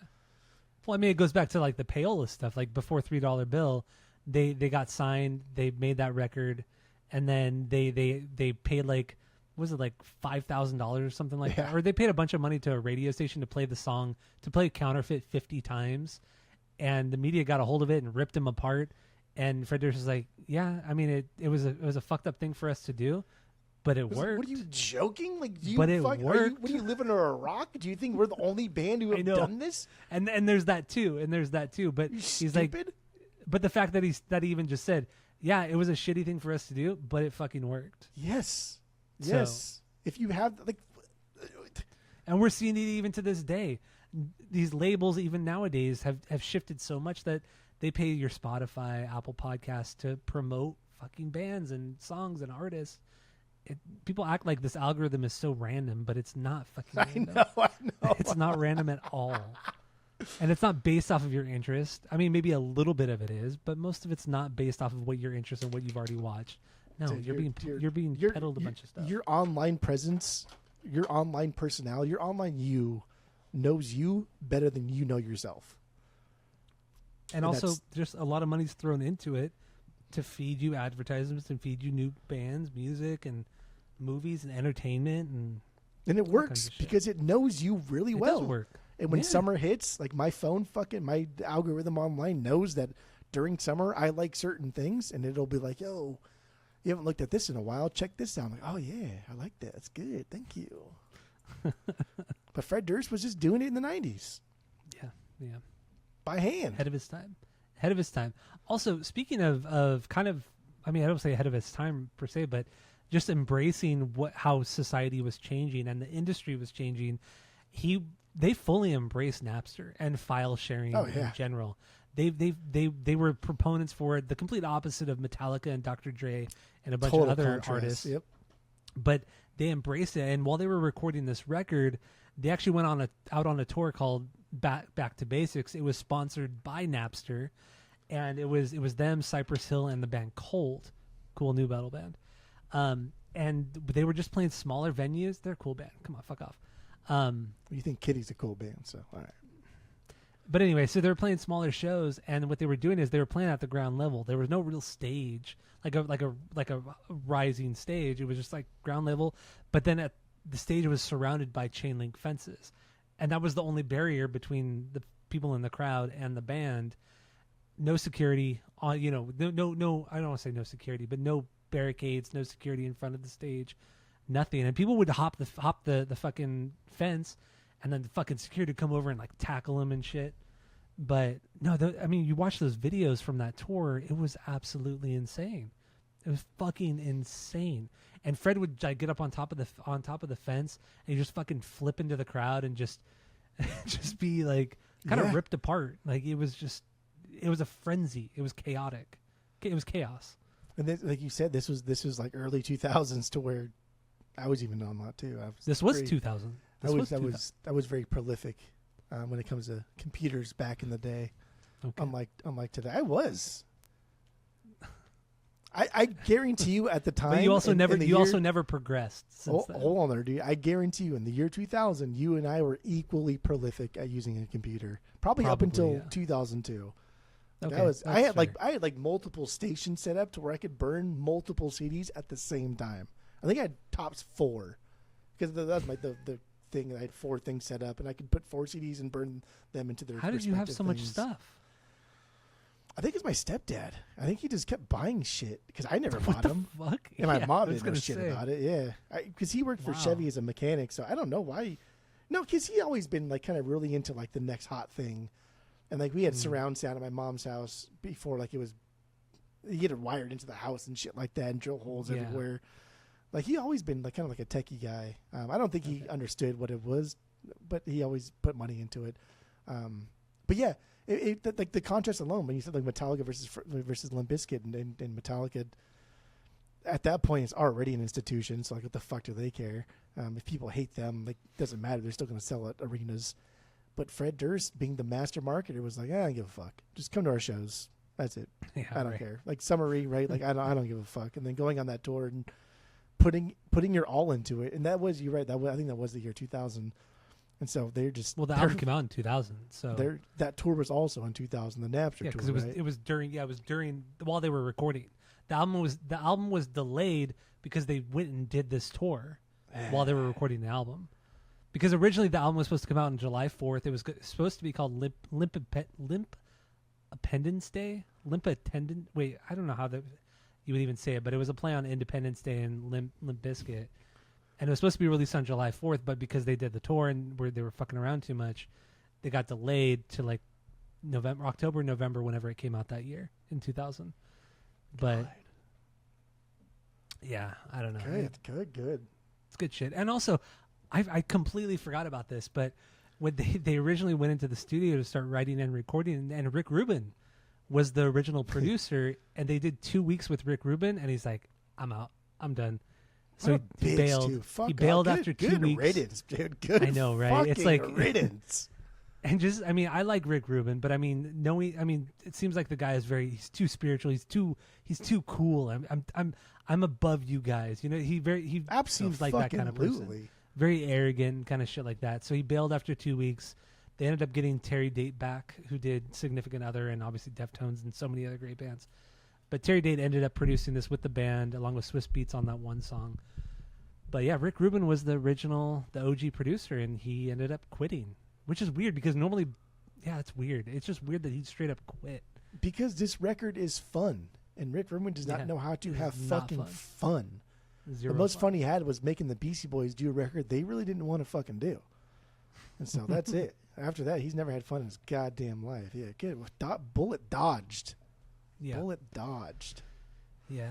And then in the end, this record comes out, and it's number 1 on the Billboard 200 for what that's worth. At the time, that was worth a lot. That was worth a lot. Sells so many, like one of the top selling records in the first week, like of all time. 1,054,000 copies in 1 week. It sold 400,000 copies on its first day. On the first day, 400,000 copies. That's crazy. And then eventually, stole it from the warehouse. Yeah, different warehouse. The Fullerton one though. Eventually, it sold like 7 million copies just in the U.S. So I mean, I think it was something like 12 million or 11 million copies worldwide. This record sold, but yeah, no. The first week sales, it at the time it was I think it might still be the best selling record of all time. Like first week, not best selling record of all time, but that's still like best selling record in its first week. That's still insane. That's still crazy. You know what I mean? Like putting up against like the heavy hitters of the '90s with how much just like radio play, how much payola, but not really payola because we won't want to admit to it unless you're Fred Durst. But like how much payola goes on in the '90s and early 2000s for Limp Bizkit to be like the best selling record the first week. over some of the bigger Backstreet Boys, Millennium, over like NSYNC, over Spears. Britney Like that's Spears, yeah. crazy. There was so much They were money on in top marketing for those bands. And there wasn't the same amount of marketing for Limp Bizkit. No. Interscope's not throwing out the same amount of money as like fucking Sony is. No. You know, there's nothing like that. Flip And Interscope? Are you joking me? There's barely selling fucking hats. remember a couple weeks ago we were talking about the most expensive records ever made, because remember Korn and Deftones were in like the top 15. Yeah. And then Michael Jackson at the time, like in 98 or 2000, he put out that one record, and that record cost like $15 million to make. And Sony was throwing, millions of dollars. Posh at the Spice. marketing. Remember she was like number 4 or 5 or she some was shit? Too, yeah. Yes. Like how? Limp Bizkit didn't have that kind of marketing, backup. I mean, they had some obviously, but nothing to that extent. They were way more grassroots than any of the artists we just talked about. Like not even close. This is just like another example of how like the general population feels about something in general population versus like the minority is now the vocal majority. And I feel like the minority of people, you have to like music and pay attention, whatever, shit on Limp Bizkit, but like the numbers don't lie. A lot of people liked this shit a lot and still do. Their streams ain't no fucking joke. Their streams are something to be, they're no Drake numbers, but they're still solid. They're still fucking solid. And that leads back to like we've talked about this over the last month on the pod, on and off the pod, but like the whole conspiracy theory that, this kind of music was getting too popular. And then we all of a sudden started to see a shift more towards hip hop music, like even drifting away from pop music, but absolutely killing the rock music industry. And this could be one reason, because I mean, Limp Bizkit, they didn't come out of nowhere, but they were much more grassroots and more in their own lane. They weren't relying on a record label the way that almost every other pop artist was at the time. So, I mean, this could be a reason why. I mean, this record alone could be the reason why some people speculate there was a massive shift towards let's promote more hip hop, more rap. It was different. It was definitely a different kind of rap too, leading in the 2000s, because there's also the conspiracy theory that like rap hip hop was invented to marginalize like inner city youth and things like that. Yeah. But like even going back a little bit to they came out of nowhere. They kind of did come out of nowhere though, right? Like they played shitty clubs for a long time, and like the only reason why they were the only reason like they probably are where they're at now is because of Fieldy, because he got lucky. He got lucky, and he met him, and he's like, "Yo, listen to this, fucking love it, please, it's amazing," and pressured him. And Fieldy's like, "You know what? This is pretty good. Let me use what little I have right now." Yeah. And he brought it to Ross and hooked him up with Ross, and like that's kind of like that's hustle. That's absolutely hustle. But then also you hear about when because they're from the band themselves are from Florida, Jacksonville, I think, and then they were playing the Milk. There was a famous venue in that part of Florida called the Milk Bar, and the owner said at one point they started with like 15, 20 people that would show up to the shows. Like 4 months later, there's 800 people showing up to these shows. And all because Fred Durst constantly promoted and marketed this band. He did not rely on a record label, because every time he went to a record label, went to an A&R rep, everybody said, "Fuck you. This is no good. Fuck you." So he's like, "You know what? Fuck you. I'm going to do this all myself." And that's literally what he did. Like this is like the most grassroots style. This is like one of the most grassroots kind of like fucking band and marketing you could possibly see, or you hear about. And like the opposite of like, and another thing too, it's like we see all this shit with Limp Bizkit, who put the fucking work in and did so much fucking shit leading up to their success, and then you get Linkin Park in 2001, Linkin fucking Park. Out of nowhere, because they're a fucking label plant, like clearly a label plant. 2001 comes along, they put out a record, never toured, never played shows. All of a sudden they have almost a number one record. They're all over the radio, all over clearly MTV. like exploiting the genre in the worst possible ways, and just controlling the media and the narrative of music at the time. And because I mean, K-Rock was playing way more, like in 2001, K-Rock was playing way more Linkin Park than they were Limp Bizkit. Even in 2000, I think it was When did Hybrid Theory come out? 2000. I think that was 2000 or 2001. It was, it was right around this time. And I think it was just a way to try. I think it was, honestly, Linkin Park to me was probably just a way to kill Limp Bizkit. Because Limp Bizkit were going so fast, so hard. And I think it, and the labels had no control. The labels had no control. And then all of a sudden, and the same thing goes with Rage. Remember, because Rage was just growing so significantly, so fucking fast. And then all of a sudden, Rage breaks up. Like, out of fucking nowhere. They just break up in 2000. Like, what the fuck? Yeah. Like, it's just out of nowhere. Limp Bizkit falls off the radar. 2001. Wes Borland leaves the band. The band is just fucking done for another 10, 12 years. Like, what? This one definitely... It's weird, man. The Rage one I could see because, like, politically, they're very political driven. And U.S. politics in the 2000s are... I mean, we're still in the 2000s, I guess, technically. So it's still wild. So I can see why them. But, like, why Limp Bizkit? Because Wes and Fred falling off with each other? Like, no. Fred's been the same as he's always been. Like, maybe he's directing here or there, but he's still the same fucking person. He's, you know what I mean? He's still a media whore, and he knows how to milk the camera, and he knows how to say just the right thing to be, like, slightly offensive to where he'll make headlines, but not, like, cancelable offensive. Yeah. But I think that's what labels didn't like because they couldn't control that. Because I don't know. I think Fred Durst is a fucking genius. I don't give a fuck. I agree. I think Fred Durst may be, like, the most savvy businessman, front man of all time. Yeah. Yeah. And we're talking, and like we said it like a long time ago. I think we had the epiphany on the pod one time. We're like, damn, bro, Fred Durst is doing like the long con. I think it was when Still Sucks came out, and we were like, damn, bro, like he did the long con successfully, and like we still don't even understand it. Like he may like in 10 years from now, he may still do something. I know. Yeah. He's wild. And I wonder what happened to his podcast.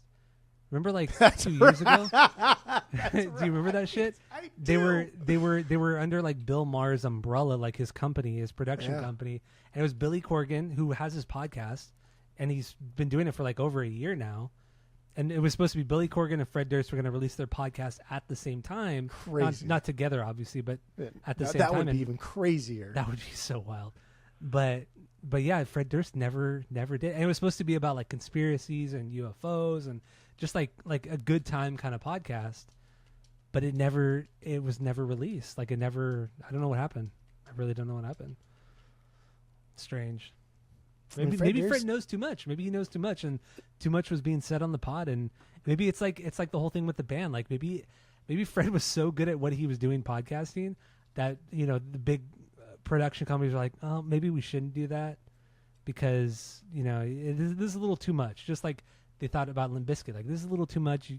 You're doing this. You're too good at this. Absolutely. It almost seems like the music industry tried so hard to keep Limp Bizkit down, and the biggest thing they could do was somehow drive a wedge between Wes and Fred, and that's when we get results may vary. And and again, I said it on the rankings episode. I think Fred puts all of his energy into those ballads. I think he tries really, really, really hard. And when that Behind Blue Eyes came out, some people love it, but like most people are like, whoa, bro, that's bad. And much like a Rivers Pinkerton kind of thing, I think that fucked him. And then like Unquestionable Truth comes out, and it's like, what the fuck is this, Fred? Like, what are you doing? This is your band, essentially. Like, be better. And that's a weird driving thing. And so I think I don't know. I think Limp Bizkit had a lot of hurdles going against them, even still to this day. Yeah, I think so too. Because they're the butt of jokes. They're always the butt of jokes, and it's fucking. But honestly, not so much anymore. I mean, since this resurgence, since Still Sucks came out, since Dad Vibes. Honestly, it was Dad Vibes. That was the video that kind of went viral, or the song that went viral, and that's what made them an arena rock band again. It really was. But we're not seeing like a resurgence of Limp Bizkit to where people are like, oh, now they look closer, like Homer Simpson style. Yeah, we're not seeing like this in-depth look.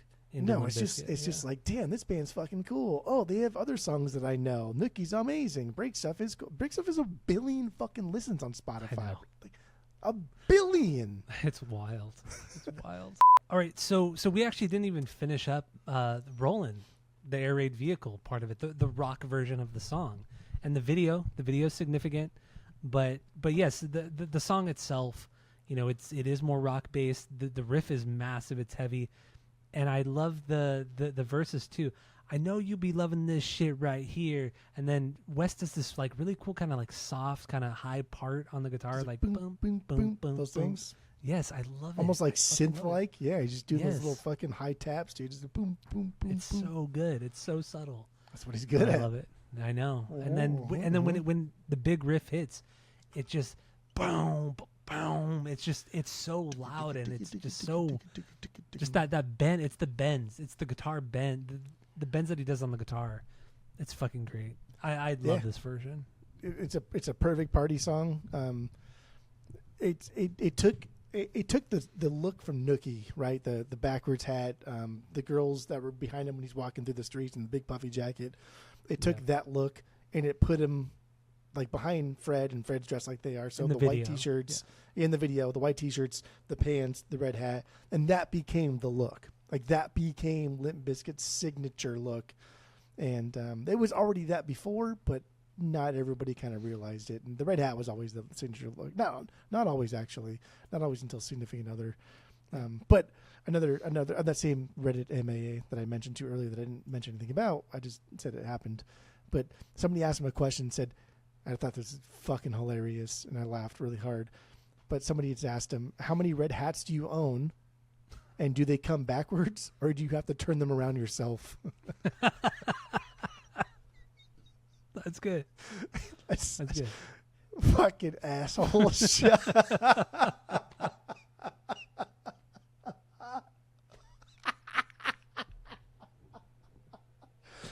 That was That's so dumb. It's so funny dumb. and disrespectful, but just so Fred Durst, right? That's a question like somebody would ask Fred Durst, and he would answer appropriately. And he did have an answer. It wasn't that funny, but my God, that was a good question. But yeah, rolling really both versions, obviously both B's. So I don't know. Yeah, and going back to the video too, the video was satire. Like, and the band always said after that came out, they're like, people didn't get it. Like, we were just joking about ourselves. This is not Stupid. us. But everybody took it seriously, and it was the most ridiculous thing ever. And when you really watch it, you're like, God, this is fucking dumb. Like, how did anybody think this was serious at the time? But because the media, they hated this band so much that they just pushed this kind of narrative on the band that they were just a joke. They were fucking stupid and a joke. And they were like, yeah, we are a joke. What you're seeing is a joke, yeah. But then everybody just took it so seriously. And like, rather than like take the campiness of it, everybody took it so seriously, and it was so ridiculous. But also the video, they recorded a lot of the video on top of the World Trade Center, the South Tower, and they, which was at the time 2000, and then not even a year later, the both towers collapsed and all that shit, and I guess like on September 10th. Of 2001, they won the MTV. They won some award for the video. The Video Music Awards. Yeah. The video. It was the Video Music. Okay, yeah, the Video Music Awards, MTV, and then they got like this like gift basket from like the Port Authority from New Jersey, New York, saying like, thank you for using the Twin Towers and blah blah blah. Here's a gift from us to you, this and that. And then literally the next morning, George Bush attacked the buildings and they fell. So, oh. George Bush doesn't like black people. Dude, that was one of the best Kanye moments ever. But the U.S. government, I should say. You never know. Remember Mike Myers, too? And he's just like... he was like... He just looked at him like, what? Dude, that shit was wild. Like, what the fuck did you just say? See, Kanye's been crazy forever. Yeah, since like day one. People... Yeah. All right. But yeah, we talked about the Sum 41 episode, but like the cold opens, right? The Ben Stiller's in the beginning of this one, and he flicks the keys at Fred Durst, and he's like, don't scratch it. Like I miss cold open. I miss videos in general, but like the cold open, I don't know if that's the proper term for. Yeah, no, I guess it would. Yeah, no, that works, right? The cold open for the music videos, those were fucking fun. Like you had to really, like the video has to be something great. But if you have a cold open before the video, it's got to be really, really great. Otherwise, like, that's stupid, right? Already I hate your video if the cold open sucks. And Ben Stiller's in this. Ben Stiller was like on top of the world. This He is like just right done around Meet the Zoolander Parents. time. Zoolander, Meet the it makes Parents sense. came out right after this. Because Fred Durst in Zoolander. He isn't. Yeah, he has the cameo. And clearly they were really good friends because not only was Ben Stiller in that video, but he was also at the end of the record. He's in the hidden track, Yeah. goofing around in the studio, Just having a good time. And the way that he laughs reminds me so much of Ronald. I listened to it today, and I thought, damn, dude, it sounds like Ronald, our friend of the pod, Ronald. Yeah. But anyway, good. Yeah, Roland's good. Dude, we got a lot of bangers we haven't even touched upon. We haven't touched upon Hot Dog, My Generation, fucking My Way. Oh god, let's do My Generation. That's my 1B. That's my favorite song on the record. Okay. Do you not like this song? No, I love this song. It's my 4B. Okay, good. So yeah, once again, is absolutely pure fun. Pure fun. There's, like this is them saying, dude, do not take us seriously. If you didn't catch it during Hot Dog, then right now, do not take it seriously. Fred's just the hype man that he is here. Dude, Otto lays down a heavy, heavy beat. But man, Wes in those verses with those chickas. So good, dude. It's great, and also so lyrically on this one, it goes in. From what I read, the lyrics that Fred Durst says, "John Otto, take it to the Matthews Bridge." Apparently, that's a real bridge in Florida where a lot of people go and kill themselves. They jump off the bridge, and the song is about how much shit Generation X gets from the media, from the baby boomers and the older generations and all that kind of shit. And it's like, this is why we kill ourselves. So I think this is like a way of just kind of like saying like, fuck you guys, we're just going to go kill ourselves on the Matthews Bridge. Like that's how he starts out the whole song. John Otto, take it to the Matthews Bridge. I thought I think that's a little clever. If that's true, it's kind of clever. I did see that. Obviously, I don't know if that's an actual bridge where people do kill themselves. I know like the Golden Gate Bridge, people kill themselves off of a lot. I don't know. But I don't know. This is just Fred Durst's generation, just kind of like talking about all these things, right? Welcome to the Jungle and saying all the things that he grew up listening to, and also just saying like, you guys fucking just take us so seriously. Calm the fuck down. Relax. You don't actually care about us. You just care about making money off of us. So fuck off. Because he is speaking to like the Rockefeller generation. He's speaking to the older generation that's already established, and the Warren Buffetts, because Fred Durst is older than us, and so he's speaking to people that are really older than us, and that's who's exploiting him. Isn't it interesting how like the baby boomer generation is like the most judgmental? I mean, we were criticized like crazy. Our generation, the millennial generation, was criticized so much from the baby boomers. Gen X like wrote us off as like nothing. And then the Gen Z people, the people younger than us now, are all making fun of us. It's like who gives a fuck in the end, because it's all fucking dumb. But it's like it's interesting how we get attacked from all sides, like consistently to this day. There's a reason for that, right? And we've talked about this, and we are millennials technically, but I think our specific age group of like mid to late 80s being born millennials is a very different than like someone born in 92, 93. Just even that 5-year period, so much happened in the world. Like we grew up with technology. We grew up with computers. But we also didn't grow up with computers. We know how to use them. You know, I used to. I don't now. But I still know. I can still get my. I can still figure over it here. out. Yeah, old man Hutton over here. But yeah, Gen X, man, fuck you guys. Baby boomers, fuck you guys too. All of them, fuck them. Well, in my day, we used to, bitch, fuck you, dude. Like, you bought your house at, what, $120,000 when you're making 40 grand? Fuck you, bro. Like, now, like, the average income's 70 and the average house is 700. Get fucked. Just die. Just fucking die. Dude. Baby boomers especially, man. They like, oh, fucking, we're, right after the silent generation. Get fucked, dude. Fuck you. So much hatred. So much hatred for that generation. And we're just generalizing, I know, but, Baby boomers for real are the fucking worst. Get fucked. Yeah, but we built America. Yeah, okay. Well, no, your parents Okay, built buddy. America. You just fucking rode on the coattails of what they built post World War II. That's what we call them babies, because a bunch of little bitches. All right, so yeah, we're still on My Generation. So My this Generation. this is a play on the Who song My Generation, to the point where when he says My Generation, he even does the stutter that Roger Daltrey does. in the original song. Generation. And it's fun, it's cute. I like it, right? Well, it's also on beat. You know what I mean? Yeah, Like, it is on beat. It makes sense. but generation, and that's, and again, appealing to baby boomers, appealing to Gen X. Like that's what we're doing here, right? We want to make money off of everybody. Master marketer, double M. That's what you should call Fred Durst. It's fucking double M. Double M. Master marketer. But like musically, the song is unreal. Like Sammy's bass line in the bridge, dude, it's so fucking sick. It's pretty wanky, a little funky, but it just drives that part forward and foreshadows the drop. Because like when Wes joins him, it's just fucking chaos. And at least Lethal cuts it for the solo. Like we don't get a solo here. It's Lethal, like right? Like we get this winky solo, and it's just DJ Lethal. It's so sick. Everybody Also, gets their turn. Even like the big riff that Wes does, like it's a pretty basic. Why are you like holding big your heavy eyeball riff. like that? I was scratching my eyebrow. Oh, it was so slow. Like you. because I was scratching it like that. But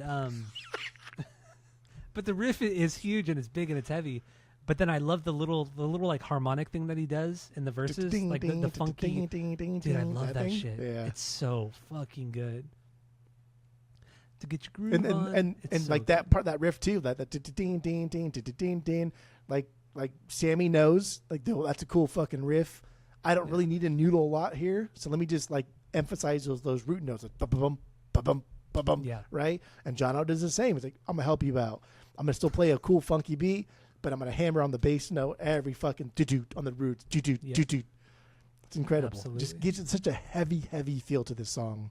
And there's also a lot of openness to the song too, because it's not like Wes plays the entire song. He leaves a lot of space for John to just fucking hit the drums as hard as he fucking can. There's just, it's not just this wall of fucking sound on the song too. I love it, and that's how a lot of the song transitions into different parts. It's just Wes kind of like laying back and just letting John do his thing.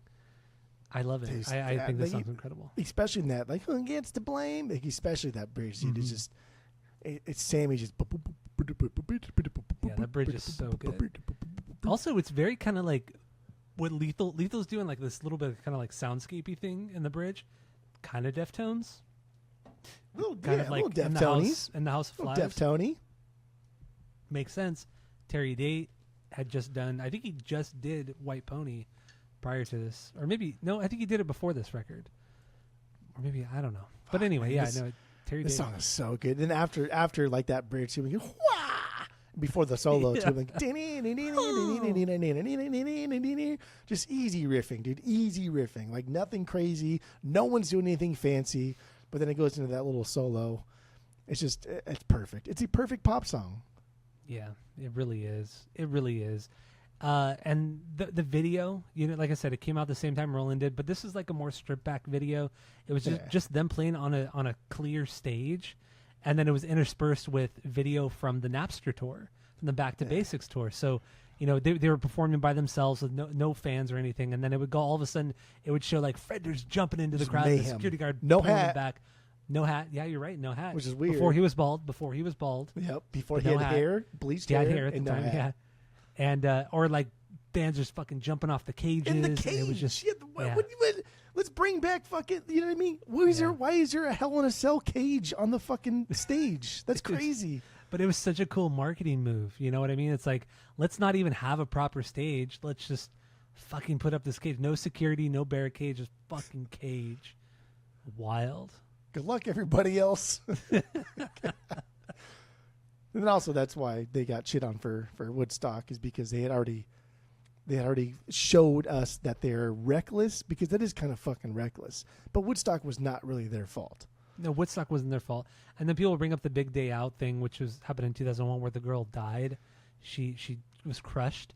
But it's like the band. But before the band even went on, they said, "This is not gonna, like, we can't play. We're not gonna play because those barricades It's just not They're going to work. not gonna last, It's bro. not Are going to you work. joking me right now? And they're like, you have to play, otherwise we're going to get the police involved. You're going to be arrested. Like, they were threatened by the organizers, and they're like, and they kept saying, no, we can't do it, we can't do it. And then eventually, the police got involved, and they were kind of, I wouldn't say they were forced to play, but they were strongly encouraged. And like, you strongly could say, well, they shouldn't have played, but it's like, I don't know, dude. When like when your livelihood's on the line, and when the girl got crushed, they didn't know.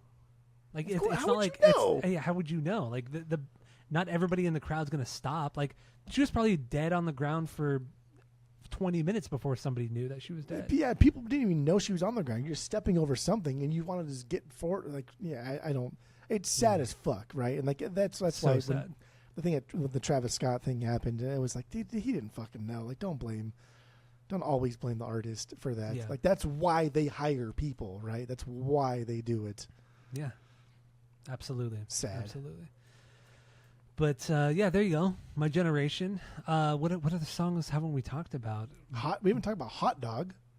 Oh, that's right. We haven't talked about Hot Dog. Hot Fucking hell. dog, hot diggity dog.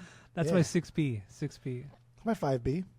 Okay. I think it's the perfect opener. Like the it is. ladies and gentlemen, right? Like, Introducing the chocolate starfish and the hot dog flavored water, and it's all echoing and it's if you don't think this is a joke band, like the ladies and gentlemen, I know. Hello, and later on the clearly hoo-wah. a joke. Hoo-wah, hoo-wah, hoo-wah. Yeah, this song is Listen so up, good. baby. Like, what the fuck are you doing? Yeah, but like, I know. Jokes aside, this is a really good song. It drops in so fucking hard. There's so, like Wes's riffage. Couple things. There's so much sliding. Very Eddie Van Halen. Wes loves Eddie Van Halen. Yeah. And the whammy bar, like the way I don't know. It's fun in the way he presents his riffs. I have a cool riff. How can I make this better? Right? Let's do the whammy bar in there. Who does that shit? Not in fucking like new metal music like this. No, Ain't nobody do this shit new metal at this time. No fucking way. No. Not It's even amazing. Korn were doing that kind of stuff. And it's not like this is like complicated or wow or it's just like, damn, dude, you're like the Jack White of new metal. Like you took it was different. It was out of the box. like That's Jack what it was. White to indie rock is like Wes Borland to fucking new metal, right? Like just Yeah. basic shit, but wow, what you did with that? Good. Speaking of Jack White, I just listened to this last night. Fear of the Dawn. Remember the record from a couple years ago? Yeah. Dude, this Album record of the year for both of us, I think. It was top 5. I don't think it was record of the year. That was like 2020, 2022? 2021. I think it was 22. 2020. Yeah. Yeah.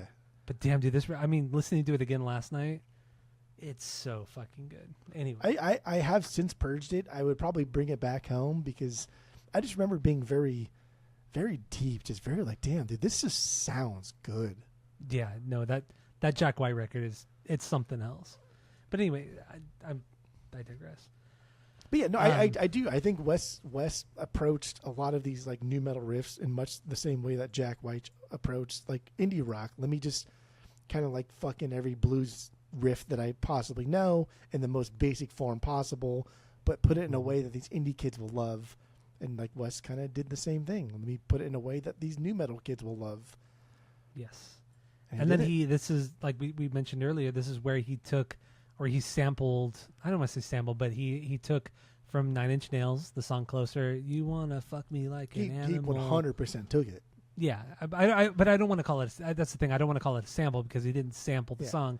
He just took the melody. He didn't steal it either. He took it because he liked 9 Inch Nails. I know. And he liked Trent and Reznor. he gave credit to Trent. And he gave money. And which is so weird because we were talking about earlier how Manson and Trent were just talking shit on him and saying he was a piece of shit.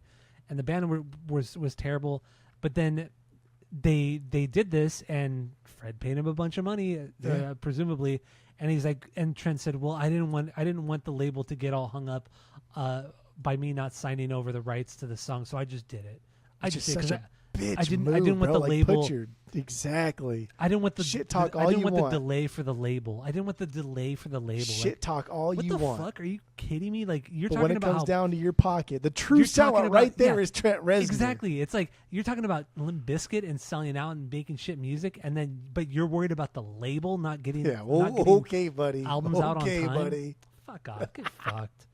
Get Well, fucked, man. you know they are making a lot of. What he should have said was, you know, they fucking suck, but they're paying me a lot of money, so I They're can't say paying me a too lot of much money. about them. Yeah. Just be real. And I'm probably still making money off of it 26 Yeah. years later. But he can't be real. Him and Manson can't be real. Manson goes off the fucking deep end and points guns at his audience when he's on stage in a wheelchair. Fucking psychopath. Both a bunch of idiots. Idiots. Remember that shit when Manson did that? I don't remember that at all with Manson. No. Yeah, he was in a fucking wheelchair. This was probably like 7 years ago, 5 years ago. But he was on stage in like a wheelchair and he came out like an AK and it was fake. But he points Yeah. at the audience. I don't and remember everyone's this. like, what the fuck are you doing, bro? Damn, I don't remember that at all. But I mean, he was all fucked up. But don't defend Manson. Like he was still, he still needs, you know, even if he was all fucked up on drugs or alcohol, he still was a fucking idiot sometimes. Did he officiate Kanye's thing too in the Superdome when he dropped Donda? He was there. I don't know. He was there. Maybe I think you're right. That does sound that does. Remember sound familiar. Kanye when he dropped Donda in like the Superdome in New Orleans? Yeah. He had, the whole stage inside and it was all blacked out and like dark, and there was like a little chapel in the middle of the field, the football field, on the Superdome where the Saints play. And there's a little chapel, and Manson was in the chapel, like hello. That sounds really familiar too. Yeah. Manson's so weird, dude. And so is Kanye, but yeah. So fucking weird. But anyway, Hot Dog was also. I mean, honestly, the thing that's most memorable about the song is how many times they say "fuck" or how many times he says "fuck" in the song. You know, some people count it as 49, 47. I don't know. I forgot the last time I counted. But yeah, it's a lot, and it's fun. It's just fun to say "fuck" that many times. It's fun to say "fuck" that many times. Some of my favorite lines. You ready? Okay. Fake ass titties on a fucked up chest. Ain't life a bitch? Fucked up bitch. That's almost like a bitch is a bitch is a bitch is a bitch. Yeah. It's so like, fucking stupid. so stupid. It's so pathetic. But then like Just bad lyrics. but they're not trying to be anything else. You know what I mean? It's a Yeah, song yeah, that says fuck like 50 times. It's not trying to be anything else. But then I got to thinking too, like just how different plastic surgery was in the 90s and early 2000s than it is today. Just how fucking normalized it is now. Yeah, I remember way like more the than then. dude, like we didn't like look down on plastic surgery back then, but it was definitely like if you had plastic surgery, you were just like, I don't really care that much. And like the big thing was Pamela Anderson, like the huge fuck. Mm-hmm. Does she have breast implants? Does she have breast implants? That was a huge thing. But It now was it's a like big thing, yeah. it's not like Seinfeld had a whole fucking episode on it. Yeah. And like now it's just not a thing at all. And there are people transitioning men to women dude, that are putting fake tits into themselves. Like plastic surgery is just wild, and I mean I don't give a fuck. It's your money. Spend it how you want to. I will make fun of you for spending your money on things, but I will never tell you what to spend your money on. But like, damn, bro, you can do like anything with money now, and it's impressive and frightening at the same time. yes, yeah. All right, so outside of Hot Dog, we haven't talked about the big song "My Way." We haven't talked about that Dude, one. My Way's so fucking. And we also haven't talked about Boiler, which is my 2B. So we might as well. That's wild. We might as well just drop into that real quick. Get it over with. Get that one over with. This is the last single they put out, the last music video they put out, and actually, this is the only music video of theirs that was ever banned on MTV because people were having sex in the video, and because Wes Borland's head fell off. That was like apparently that was too much for MTV. His head fell off. Like fuck It's so off, stupid. dude. Once It's again, so stupid. there was such a movement to fucking destroy this band at the time. But I do I mean the video's stupid, but I do love this song. This is a slower song, kind of like where Fred is trying really hard to kind of sing, but this song is dark. It's heavy as hell, and it builds, dark, and it builds and builds and builds, and some of the most like heartfelt screams and just feel in this song. This is the most earnest song on the entire record, hands down. And they did it really fucking well. And the way that Lethal and Wes Borland kind of build the song soundscape wise and with all the little sounds and nuances, they just did it so goddamn well on the song. And you get the bridge too, where it's Fred screaming, and then Wes is just doing these like wails on the guitar, like he's hitting these big fucking heavy riffs, and he goes, he's just like fucking throwing these weird fucking bends in there, and it's all fucked up and nasty, but damn, dude, it's just like emotional in it. I think Boiler is an diamond in the rough. Like it's so underrated. I love this song. It like blows me away every time I hear it. I love Boiler. It's my 7B, and several reasons. So like going back to the video, there's anime in the video, and for animation. Me, that's anime, bro. Like, anime is literally animation, and at this time, if it wasn't like 3 animes, I had nothing to do with it. Not even 3, maybe just 2. Dragon Ball Z and Pokemon. I don't think I watched any other. I think that was it. Probably, yeah. That sounds about right. Cartoons are different than anime, right? Like cartoons. Well, anime is like Japanese animation. But yeah, like Pokemon and Dragon Ball Z were the only animes that I like. So like already, the music video was kind of like whatever's. And like the Wes Borland's head falling off, that was. It's stupid. It just looked dumb. Like when I, even as a kid, dude, I distinctly remember just like, well, like watch, this one's head falls off, because it's not like somebody attacks him; it just falls off. He's just sitting there, and it fucking just falls off, and Fred Durst's eating like a burrito or some shit, right? So like, but like the music video is dark. You got the like Matrix kind of greens going on. It's very, very dark. I do think this song is kind of like a diamond in the rough, like you said. I think it's adequately rated. Because it's groovy as fuck. It's super dark, but it's really, really groovy. And there's a huge chorus, right? The song is sad and it's dark and it's kind of like macabre and it's all these things. But the chorus is huge. But then we get still kind of like goofy Fred Durst parts, right? The what does he say? Sometimes some things turn into dumb things. What do you that's fucking? When you put your foot down. But like sometimes some things turn into dumb. What do you fucking like Blink-182 over here? That's crazy. That's wild. But it instantly catches you and it instantly sticks with you. But that progression from the verse 1 to verse 2 is just it's wild, because the first verse is just him kind of like he's kind of like talking to himself, but he's also like talking to himself. Yeah. But that second like arguing verse with himself is unhinged, and now he's becoming like crazy. He's becoming this absolutely outside of himself, and he's arguing, and it's wild. The song is a really well crafted song. Yes. I don't blame you for putting it high like I do Full Nelson. That's it. It's good. It's a good song. Okay, fine. Yeah, Boiler. God damn, it's so. I have no negatives about this song. There's other it's songs fantastic. I think are better beats. Yeah, but I have nothing negative. So, 2 things we need to wrap up with: the song "My Way," the video for "My Way," and then also the artwork. And then we'll do our final thoughts, rate the record.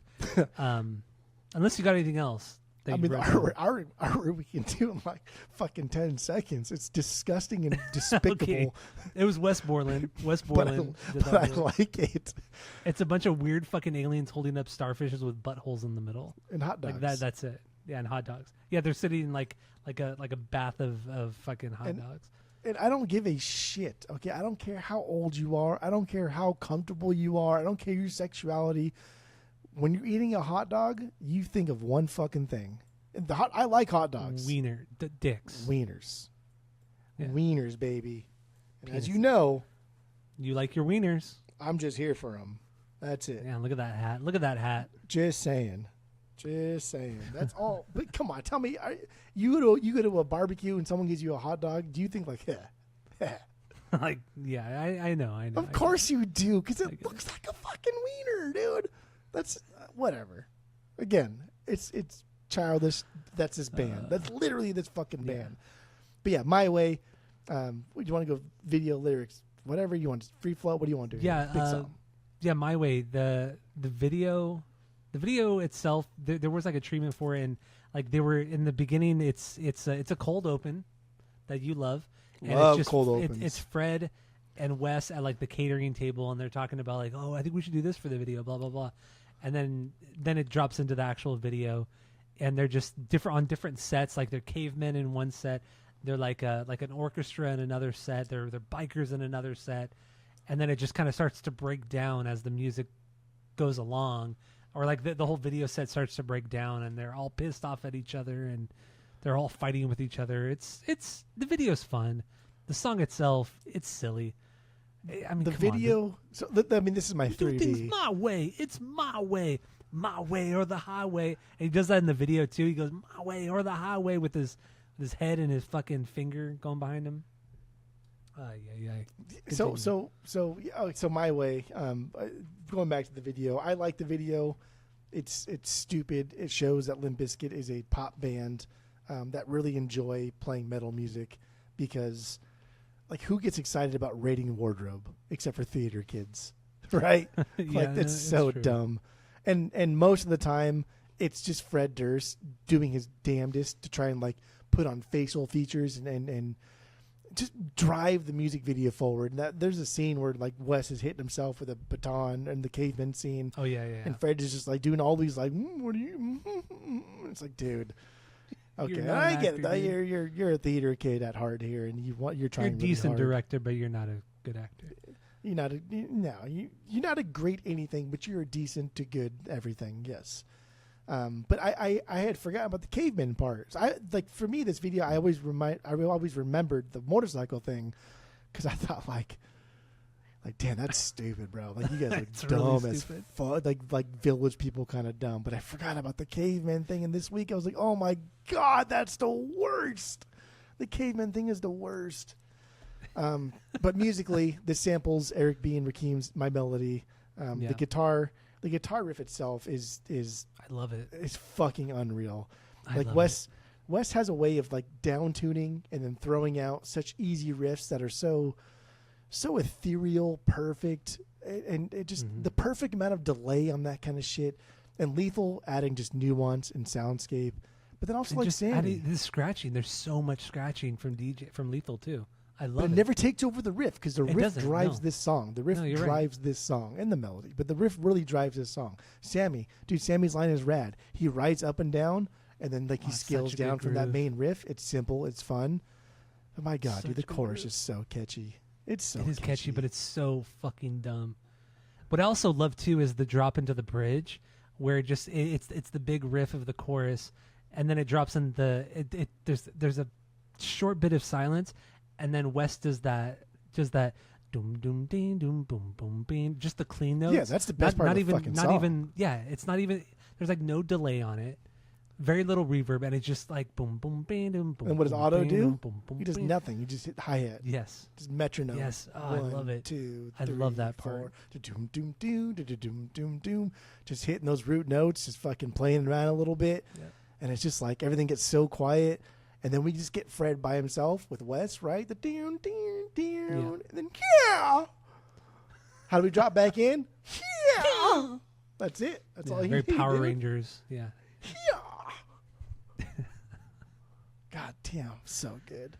Oh, man. Dude, and I love this Wes's part, just even going back to that little fucking riff that Wes is doing there in the later verse bridge. Wes is good about using like effects and the tone of his guitar and how that affects like the song. And that last part, dude, it's all fucking treble. There is no mid, there is no bass whatsoever. Yeah. It's all treble. It's all in the back. It's all just way the fuck out there in space. And then it brings it back in, just a full sounding metal chorus. Just incredible guitar player. I agree with you, man. I think he's so underrated. He's so fucking underrated. And beats Tom Morello in almost every aspect. I think, like again, I think Tom Morello sees guitar as like a skateboard, like a Rodney Mullen, but not even fucking near what Rodney Mullen did with the skateboard. but Wes is kind of the same. Wes sees like simplicity, like a Jack White kind of approach. I don't even know who I would compare Rodney Mullen to in the guitar wise, but I mean, Rodney Tom Mullen Morello's was, as a skater, Rodney Mullen was, there's nobody like Rodney Mullen. He's so different. He's so off the wall, quirky with all of his tricks. There's a guy, David Shady likes him a lot. I always forget his name, but he wears kind of like older, it's like 70s suits, and I see him like grind cones and berms. We've talked about him before, and I can't remember his fucking name. Okay. But he's the closest. If you saw a video, like, oh yeah, we talked about him like 3-4 times, two times already.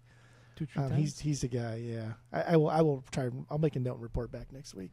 But I he's the feel guy like Rodney closest. Mullins was the guy who created a lot of. I mean, he created so many shit back in the day, and he's just so creative. Like everything he that's does. the thing. It's creative. Yeah. Right. It's not like he's just doing fucking ollies and throwing like some flips and other twirls in here and there. Like he's just doing weird shit that you wouldn't even think of. Like a kickflip. I mean, yeah. Did he actually create the kickflip? He invented the kickflip. Was Rodney Mullen? Okay, I didn't realize That's that. him. But fuck. But yeah, the way he approached skateboarding is much like the way Tom Morello approaches guitar playing. And like I said, albeit on a much smaller scale, because I think Rodney Mullen approached skateboarding in a way that's god tier, whereas Tom Morello is just kind of like, this probably sound good if I hit a rock on this. It's like, the caveman version of it. Yeah. You know what I mean? Yeah, but I think Wes is right there. And yes, if we were gonna rank guitarists of all time, I would put Wes above Tom Morello for sure. Way above Tom Morello. Way above Tom Morello. I would put him way above Tom Morello too. Tom Morello's he's a little too basic. But anyway, so we pretty much talked about everything. And that's it, dude. Yeah, so I'm let's looking through here. I don't have anything pressing. Yeah, let's give our final thoughts on this record. Rate the record based off of our world famous 3-point rating system, where 3 is a perfect album, 2 is a good album you're going to continue to listen to, 1 is a bad album, give it a shot, and 0 is the worst thing you've ever heard. So what do you got? Go. This is like a foundational record. This is something that's unlocking core memories every time I listen to it. This is a record that helped shape who I am today. I like who I am today. I like where I'm at today. Okay. So these kind of things I'm always going to be nostalgic for. But we've done Limp Bizkit many times on the pod. We've talked about Limp Bizkit.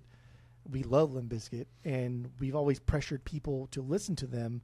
And quit being such a bitch all the time and just enjoy your fucking life. So this is one of them records where I don't think every song on here is a banger. I only have 8 bangers out of the 13 or whatever, the 15, whatever they are. But this record needed to happen. This record's important to music. Yeah. This record should have been shot off into fucking space. They should have taken Chuck Berry off of that and put hot dog flavored water onto that probe and shot it into fucking space. That's what they should have did. Yeah, this is a perfect 3 out of 3 for fucking sure. This record is so much bigger than you could possibly imagine. Like fucking Obi-Wan status over here. Good. Yeah, final thoughts. This is a time and place. I mean, growing up, we were 8th grade when this record came out. What is 8th grade? What is that? 13, 14 years old? We're teens, and we're pissed off, we're angry, and we're just dumb kids. We're just fucking dumb kids. We love this shit. And then growing up with it, and over the years learning more about music and how records are made, and this record in general, it's not just nostalgia that makes this record great. It's objectively really fucking good. It is. There's some incredible shit. It's not, and yes, Fred is not a great singer, but who cares? He's one of the great frontmen. He's not a bad singer, though. He's not a bad singer, and he's also one of the great frontmen of all time. I would throw him up there with David Lee Roth, who I think is the greatest frontman of all time. I would put Fred Durst in top 20 easily. I put him in top 20 for sure. Like Durst is a better singer than Mark and Tom. Like pound for pound, he's a better singer than both of them. Yes, I would agree with you on that. Yes, that's not saying much, but yes, correct. But I'm talking about like frontman wise. Frontman wise, I would put Fred Durst top 20, maybe even top 10. Like he is. There's been nobody like Fred Durst before or after him. Yeah, full send, dude. Full send on your band. Yes. For 30 years. And he just goes, this band, grassroots, or so it seems, very, very grassroots. And This album itself, it's pop. This is a pop record. It's a pop record with heavy guitars and a lot of like jazzy little numbers. Drumming, I should say, not numbers, but jazzy drumming. But it's a pop record through and through, and it's of its time. Pop music was, God, really, if you take out the guitars, this could be a pop record. Yeah, it really could. This era is dominated by pop. Yeah, and it makes perfect sense. And Fred was aware of it. He called it out, like we said.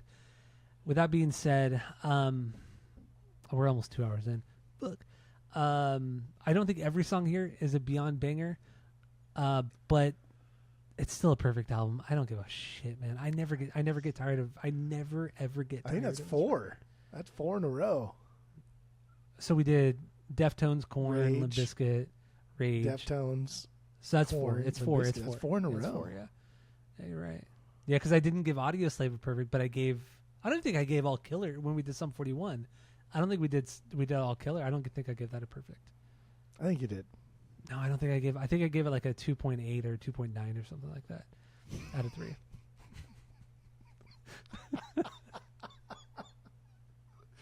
Good. It's not perfect. But anyway, you're right. That's not perfect. Chocolate Starfish. Yeah, no, this is a perfect record. Fuck off. Anybody, I'll fucking argue with you for days, and I like to argue. People can't handle the. Have you noticed that? Like whenever you talk to like real life people, they don't really like to argue. Of course, I've noticed that. They don't like to argue. Like they don't like to like. People are fucking soft. It's so weird, man. Ever since Kobe died, the whole world has gone soft. The whole world has gone soft. Yeah, man. Absolutely. I'll talk to my coworkers. I'll talk to people on the phone, and it's just like they give up. Back yourself up. Like let's talk about this. That shit sucks. Yeah, you're right. This sucks. Like that was fun for fucking 5 seconds. It's not even anything that extreme, right. But anyway, yeah. People are soft nowadays. So are we. So thank you all for listening. Go to Spotify, Apple Podcasts. Give us 5 stars. If you're watching on YouTube, you smash that subscribe button, dude. That's what the kids say. And that's it. That's all.